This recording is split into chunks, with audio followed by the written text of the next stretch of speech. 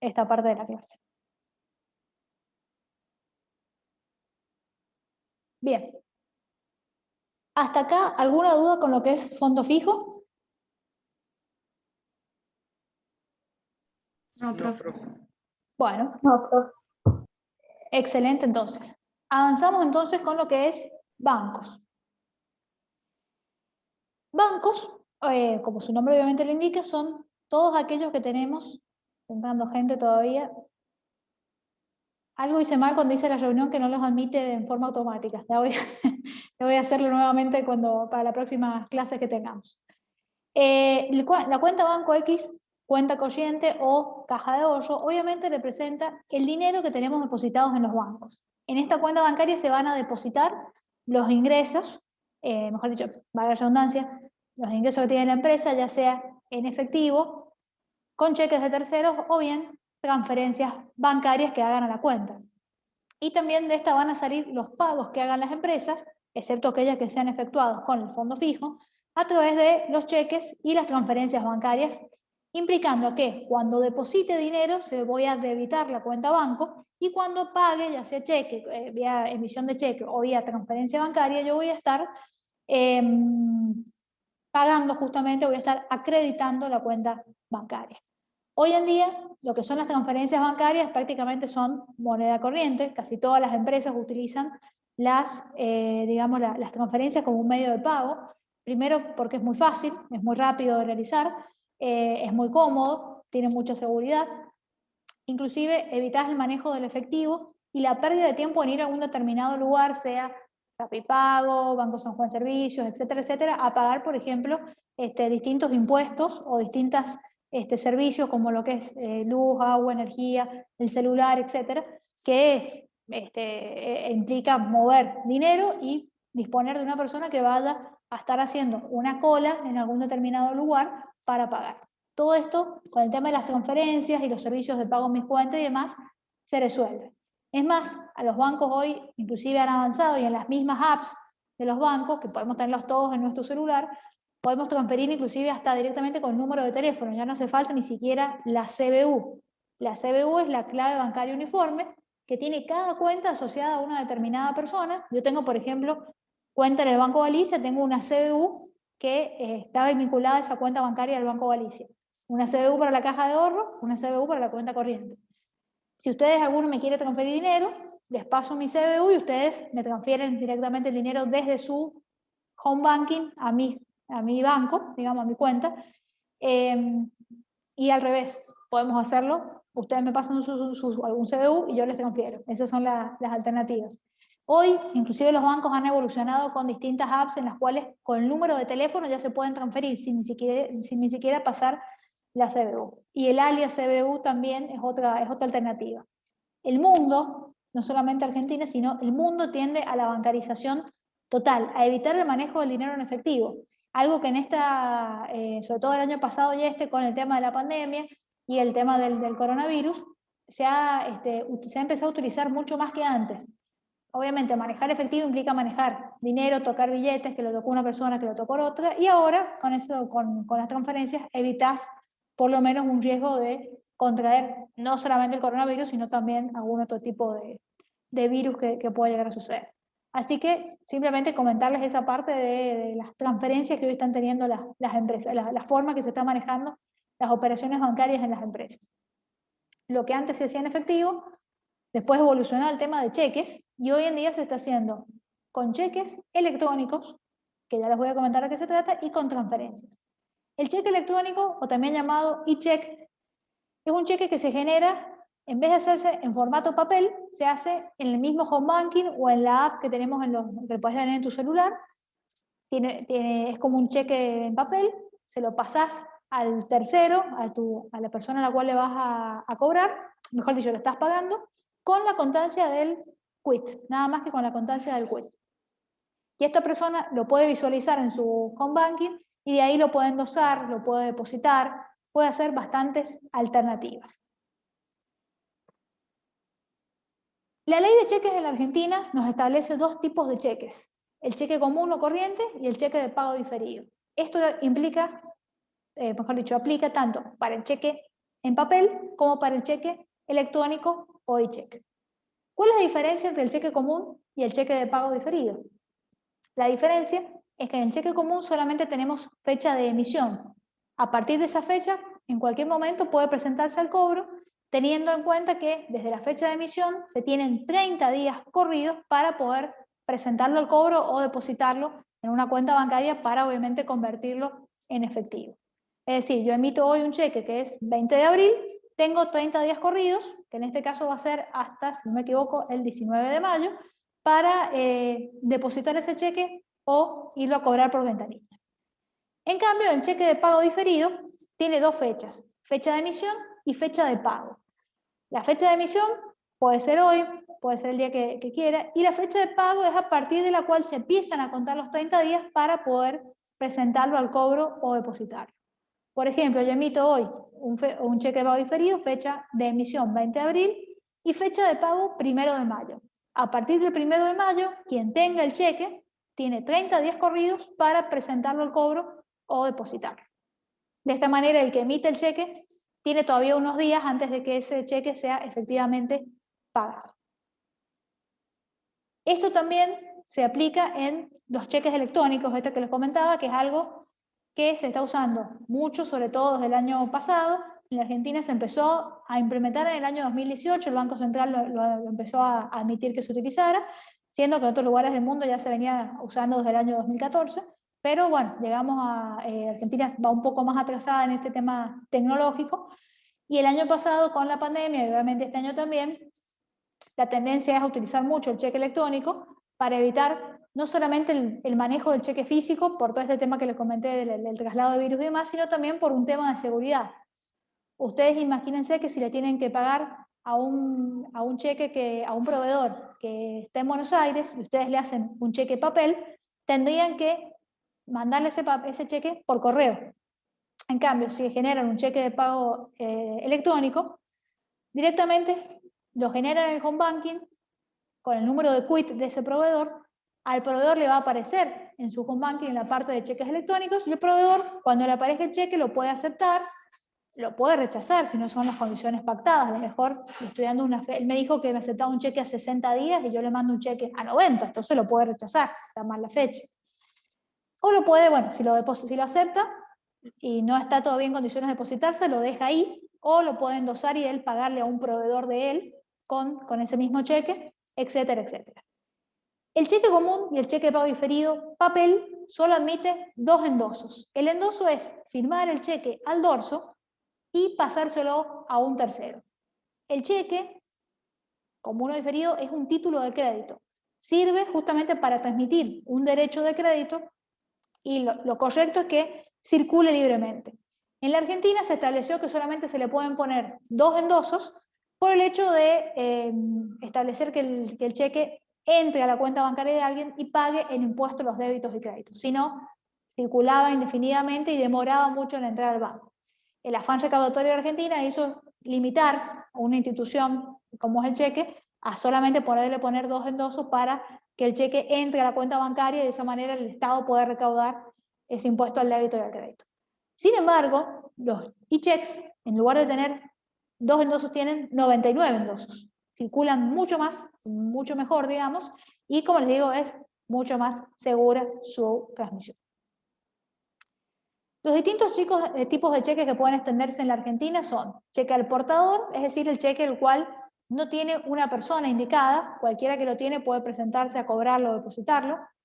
Cheque a la orden de una determinada persona, por ejemplo, cheque a la orden de María Belén Grasset, que yo lo puedo recibir, lo puedo cobrar yo o lo puedo endosar y pasárselo a un tercero.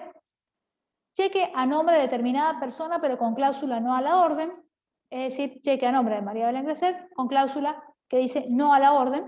Esto implica que ese cheque lo puedo cobrar o depositar solamente yo, y si yo quiero dárselo a un tercero, no lo puedo endosar, sino tengo que hacer un contrato de cesión de créditos que implica una escritura pública, por ende tiene un costo muy elevado. Imagínense que el endoso de un cheque, en el tema del cheque a la orden, es una firma al dorso del cheque, no tiene más gasto. En cambio, ya hacer un contrato de cesión de crédito mediante escritura pública implica honorarios de escribano, impuestos de sello, etcétera, etcétera, se pone un poquito más onerosa la situación. ¿Para qué se utiliza ese cheque? ¿Se acuerdan que les dije que le mandábamos al proveedor cuando era cheque de papel? Normalmente le pones cláusula no a la orden, de manera tal que si el cheque en el camino se extravía, supongamos que le sustraigan el bolsín del correo donde va el cheque y demás, de alguna manera no lo pueda cobrar nadie al cheque y si alguien se quiere presentar a cobrarlo, el banco obviamente lo va a tener que rechazar. Es darle un poco más de seguridad al cheque. El cheque cruzado es aquel cheque que se le hacen 2 líneas al frente, cerca donde dice banco, y de esa manera evitamos que el cheque sea cobrado en ventanilla. No, el cheque sí o sí tiene que ser depositado en una cuenta. El cheque imputado es aquel cheque que al dorso del cheque se coloca para ser imputado al pago de tal impuesto o tal factura. Normalmente los impuestos que se pagan con cheque exigen que vayan imputados y se firma obviamente abajo de esa imputación. El cheque certificado o conformado es aquel cheque que yo recibo un cheque y quiero asegurarme, un cheque de pago diferido, quiero asegurarme que el cheque tenga fondos cuando yo lo vaya a cobrar. A lo mejor está para unos días más adelante el cheque. ¿Qué hago yo? Puedo ir al banco girado, es decir, el banco que tiene los fondos para depositar el cheque. En los cheques dice Banco Galicia, Banco Francés, donde tiene el liberador del cheque, es decir, el que firma, tiene la cuenta. Yo puedo ir a ese banco y decirle que por favor me certifique el cheque, lo cual también tiene un costo en dinero, pero me asegura que al momento de que vaya a vencer el cheque, estén los fondos disponibles para poderlo pagar. Y por último, el cheque para acreditar en cuenta es parecido al cheque cruzado, nada más que en este caso se coloca expresamente la leyenda para acreditar en cuenta. Acá les hago como referencia que vean el material del curso de ingreso, porque este tema ya lo han visto ahí cuando vieron los comprobantes y demás. Lo traemos solamente a colación, en este caso, que estamos viendo el rubro, obviamente, caja y banco. Y estas mismas opciones que se dan para los cheques en papel, aplican para los e-checks o cheques electrónicos. Bueno, vamos a ver ahora lo que se llaman las normas de control interno. ¿Qué es lo que es el control interno? El dinero, obviamente, presenta, digamos, lugares que se puedan perder o hay algún tipo de manejo no propio con tanto el dinero en efectivo como el dinero que está en el banco. Para eso existen, digamos, distintos métodos de control. Uno de esos es el arqueo de caja y otro es la conciliación bancaria. El arqueo de caja consiste en contar el dinero en efectivo, los cheques de terceros que tengamos, la moneda extranjera, pagarés que tengamos a cobrar, etc. Y controlarlo con el saldo contable. La contabilidad siempre tiene que mostrar la realidad de la empresa. ¿Cuál es la realidad de la empresa? Si yo en la caja tengo 1.000 pesos, la contabilidad tiene que decir que hay 1.000 pesos. ¿Y dónde dice la contabilidad que tenemos 1.000 pesos? En el mayor de la cuenta contable pertinente, en este caso la caja, en el saldo justamente que tenga esa cuenta. La cuenta caja tiene normalmente saldo deudor, es una cuenta de activo. Si la cuenta caja tiene saldo deudor en 1.000 pesos y yo voy a la caja y cuento el dinero y veo que hay 1.000 pesos, está perfecto. La contabilidad y la realidad, que es el dinero en la caja, coinciden. Así que no hay ningún inconveniente. Ahora, si yo voy a la caja y cuento que hay 995 y la contabilidad me dice que hay 1.000 pesos, tengo que hacer una registración contable que ajuste el saldo de la caja, que será pérdida de caja a caja, justamente, pérdida de caja, una cuenta de resultado negativo, por eso la debito, y caja, cuenta de activo que está disminuyendo su saldo, por eso la acredito por los 5 pesos. Y me abre la puerta que yo investigue qué pasó, por qué se perdieron esos 5 pesos. La contabilidad sirve para tomar decisiones, brinda información para tomar decisiones. Me está dando una información importante. Hay pérdida en la caja. Puede ser que sea una vez o puede ser que sea recurrente. Si es recurrente, obviamente tengo que tomar medidas. Acá, como es control interno, el control lo tiene que hacer un tercero que no sea el mismo que maneja la caja. O sea, imagínense que si en la empresa hay un tesorero, el tesorero normalmente es el que maneja todo el día, compra, cobra, paga, etcétera, etcétera. Al final del día hará un arqueo, y un tercero, ajeno a la tesorería, normalmente el jefe del área, tiene que hacer ese control, tiene que verificar que si la caja dice 10.000, la contabilidad también diga 10.000. Y si no coincide, tienen que investigar cuáles son las causas por las cuales no coinciden. Puede ser por un tema de error de sistema, porque se olvidaron de hacer una registración de un cobro o de un pago, o porque hubo una mano negra, por así decirlo, que hizo que algún dinero desapareciera. Lo que se busca, obviamente, es que este control lo haga, como les digo, un tercero, para evitar que haya connivencia. Imagínense que si el mismo tesorero se controlara y le falta dinero, no va a decir nada, se va a quedar callado porque le va a terminar costando a él o un descuento o inclusive una sanción disciplinaria en la misma empresa. Con los cheques y los pagares pasa exactamente lo mismo, igual con la moneda extranjera. Verificamos el saldo de la cuenta pertinente, documentos a cobrar, valores a depositar, saldo contable. Verificamos el qué cheques o qué pagares tenemos en la caja, guardados. Si los saldos coinciden, está todo perfecto. Si no coinciden, tenemos que hacer la registración contable de ajuste y, por supuesto, ya extracontablemente investigar por qué no coinciden. Si es por un error, si es por, insisto, una mano negra o algo que generó una pérdida, por así decirlo. Y la conciliación bancaria, estos dos temas son los temas principales de esta unidad, perdón. La conciliación bancaria, ¿qué es lo que implica?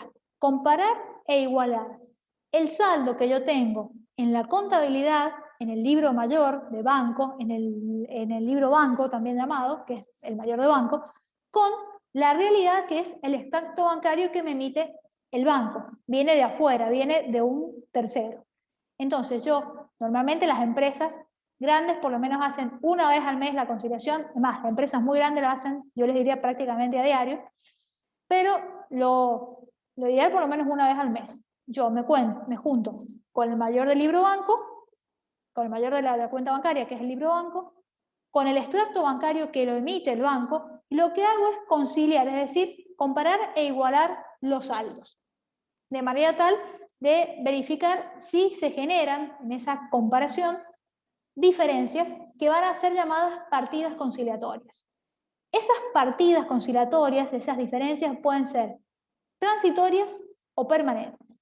Las transitorias son aquellas que se solucionan con el paso del tiempo, sin que yo tenga que hacer alguna registración contable. Es decir, por ejemplo, yo emito un cheque hoy, que es 20 de abril, un cheque común, entonces la registración contable que hago es proveedores al debe, banco X al haber, por 1.000 pesos.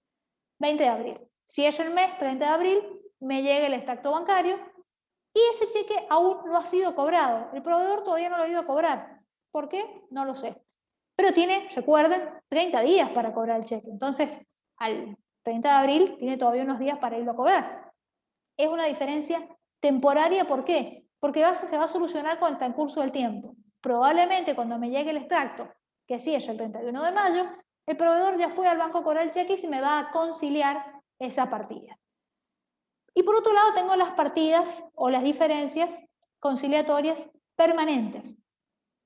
¿Qué implica esto? Que las permanentes son aquellas que no se van a solucionar con el paso del tiempo y que por ende para solucionarlos la empresa tiene que hacer una registración contable. El mejor ejemplo, los gastos bancarios. Los gastos bancarios yo no los contabilizo en el libro mayor y si me entero de los gastos bancarios, la comisión por el mantenimiento de la cuenta, más el IVA, etcétera, etcétera, cuando me llegue el extracto bancario, que este es el comprobante que genera la registración. Entonces, cuando yo concilio, me va a surgir esa diferencia permanente y yo voy a tener que hacer la registración contable que diga gastos bancarios, cuenta de resultado negativo, debitada a Banco X, cuenta de activo, acreditada por la cantidad de pesos que sean esos gastos bancarios.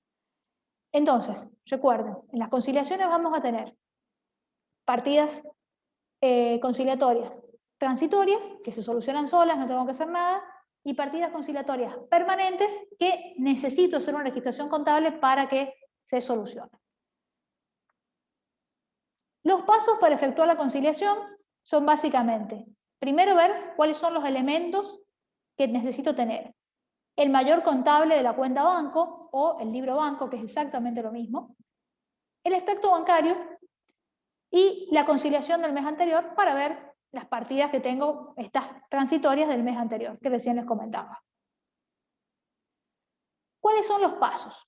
Acá les aclaro, no les vamos a exigir que ustedes aprendan estos pasos de memoria, es simplemente una guía. A lo mejor los que han ido a escuelas con orientación comercial han visto que les daban como muy estructurada la forma de hacer la conciliación bancaria. La intención de nosotros es que ustedes razonen la conciliación bancaria, no que se aprendan de memoria estos 6 pasos que le damos acá, que a lo mejor en un libro sean 15 o que en otro libro sean 3. No, no me interesa. Esos pasos, esa cantidad de memoria, los pasos no. Necesitamos que ustedes la razonen, la comprendan a la conciliación bancaria. Es el tema principal del rubro caja y banco y es un tema que siempre va en los parciales y siempre va en los exámenes finales. Entonces, hay que entenderlo. Desde ya hay que entenderlo, vamos a hacer práctica de esto y cualquier duda que les vaya surgiendo, iremos haciendo más ejercitación sobre este tema. Pero bueno, como un primer paso, para tener una idea, es verificar las partidas conciliatorias temporarias de la conciliación anterior con el extracto de este mes. Supongamos que estoy conciliando el mes de abril, tengo el extracto bancario del mes de abril 2021, tengo la conciliación marzo 2021 y el libro mayor de banco de abril 2021. Entonces, primero verifico la conciliación marzo 2021, las partidas temporarias, si se arreglaron en el extracto del mes de mayo. Del mes de abril. Si es así, si se arreglan, tildamos y avanzamos. ¿Avanzamos con qué? Con tildar los movimientos que coincidan entre el mayor del mes de abril y el extracto del mes de abril. Todo lo que coincida lo tildamos, lo que no coincida lo marcamos con un círculo, con una cruz, con lo que a nosotros nos parezca más cómodo.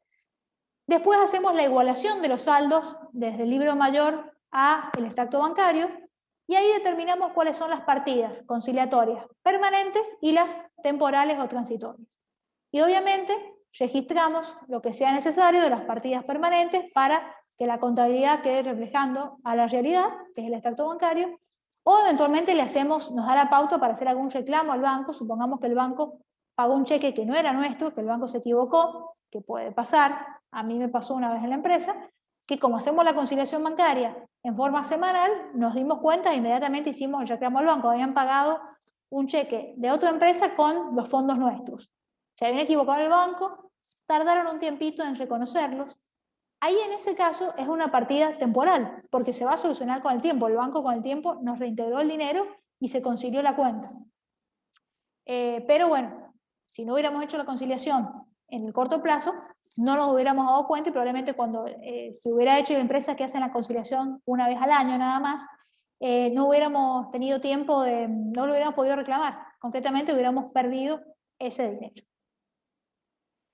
De todas formas, les cuento, chicos, que la mayoría de las empresas grandes, las conciliaciones las hacen prácticamente a diario, pero no están tildando extracto con el libro mayor, así en papel, por así decirlo. La mayoría de los office banking de los bancos permiten bajar los extractos, los movimientos diarios, en formato Excel o en formato TXT, y la mayoría de los sistemas contables que se usan para justamente contabilizar las operaciones, por ejemplo Tango, Begerman, Tiempo, etc., permiten importar el extracto bancario que yo puedo bajar de la página del banco y el sistema hace solo la conciliación de los montos más importantes, sobre todo del tema de los cheques. ¿Esto qué hace?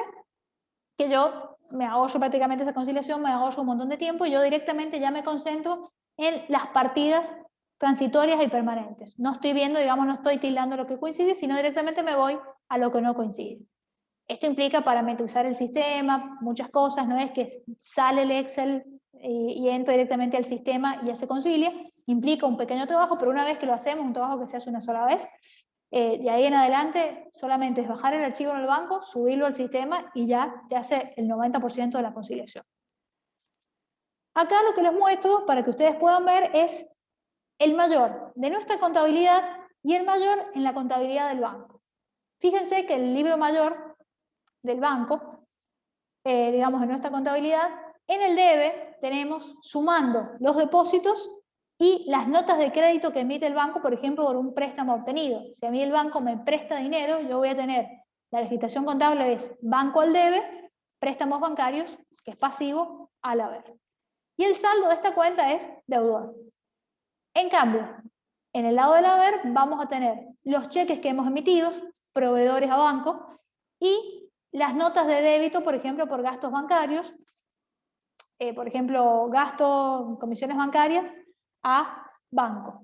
También los débitos automáticos, muchas cosas hoy en día se tienen débito automático, por ejemplo, el pago de algún servicio, el de la energía, por ejemplo, entonces voy a tener energía a banco y lo registro cuando llega el resumen del banco, no lo registro antes, difícilmente lo vaya registrando antes.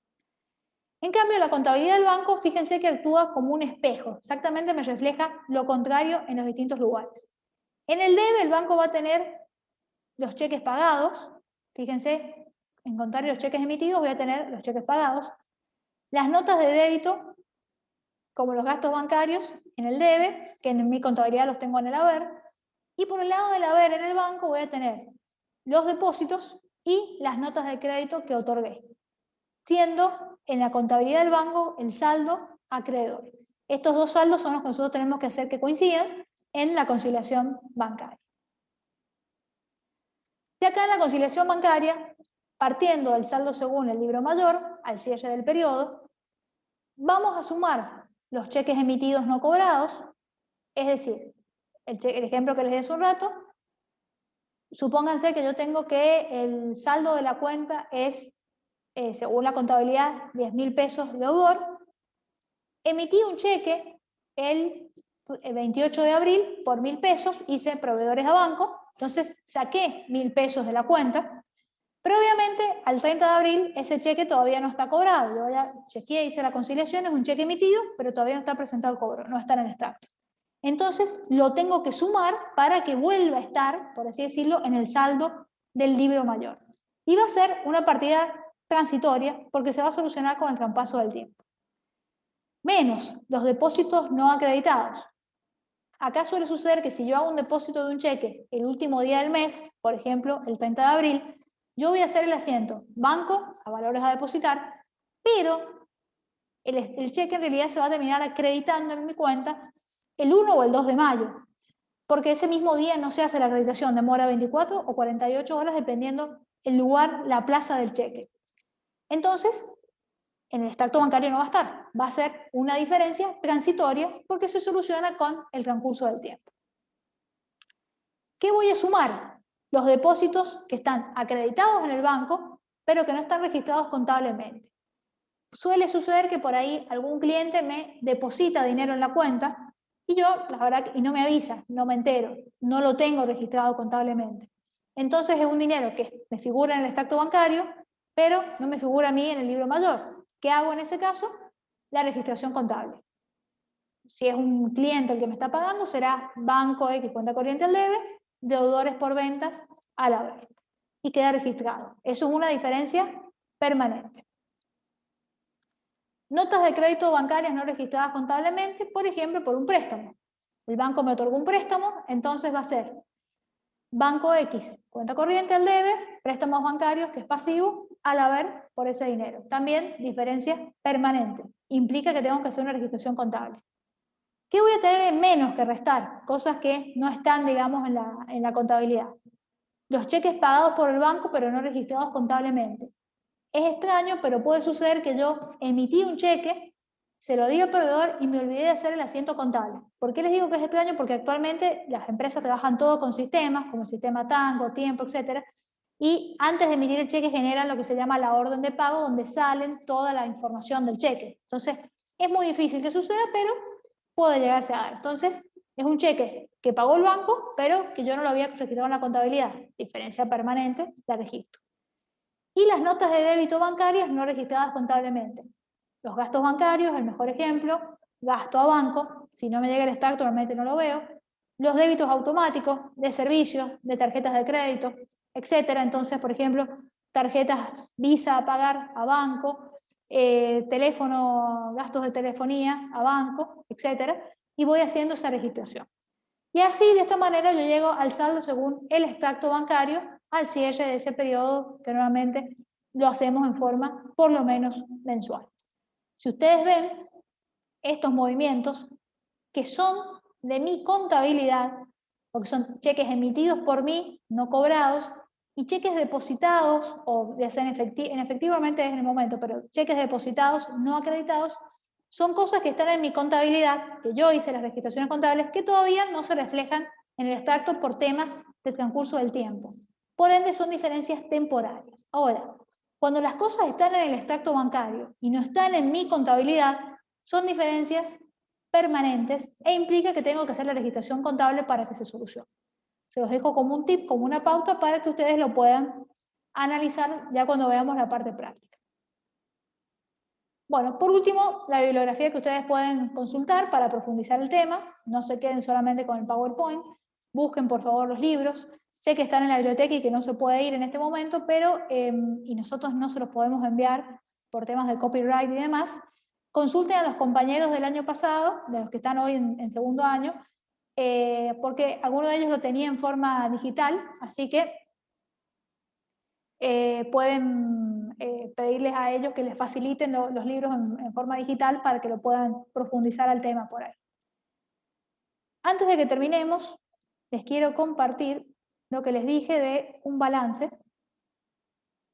Esto es un estado contable de una empresa, un estado de situación patrimonial, por el ejercicio económico iniciado el 1 de enero y finalizado el 31 de diciembre del 2019, en el cual ustedes pueden ver la clasificación de los rubros: activo, activo corriente, caja y banco, primer rubro, el rubro más líquido, inversiones transitorias, el segundo rubro en liquidez, cuentas por cobrar y otros créditos, también líquidos, pero ya es más difícil que se convierta en efectivo en forma rápida. Y acá estaría faltando bienes de cambio que esta empresa no tiene a esa fecha.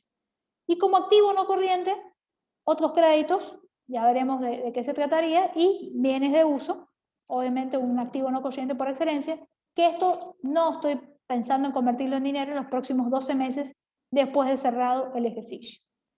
Y en los pasivos vamos a ver el pasivo corriente, que es lo que yo voy a pagar en los próximos 12 meses, este monto que tiene acá, y pasivos no corrientes, cosas que yo voy a pagar pasados los 12 meses de cerrado el ejercicio.